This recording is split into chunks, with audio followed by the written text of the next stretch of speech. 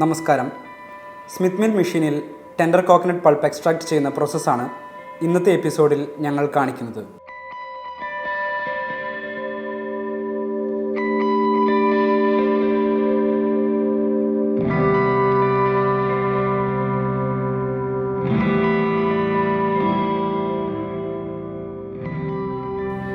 ആദ്യം പഞ്ചസാര ലായനിയിൽ മിക്സ് ചെയ്ത കരിക്ക് ട്രേയിൽ നിന്നും ക്രഷിംഗ് ചേംബറിലേക്ക് ഫീഡ് ചെയ്യുന്നു. ചേംബറിൽ ട്വിസ്റ്റഡ് ഹാമേഴ്സിനും ലീനിയർ കട്ടിംഗ് എഡ്ജ് ലൈനേഴ്സിനും ഇടയിലായി ഷിയർ ഫോഴ്സിലൂടെയും മെറ്റീരിയൽ ഓൺ മെറ്റീരിയൽ ഹീറ്റിങ്ങിലൂടെയും കരിക്ക് നന്നായി അരഞ്ഞ് പൾപ്പ് ഔട്ട്പുട്ട് വെസലിൽ കളക്ട് ചെയ്യുന്നു.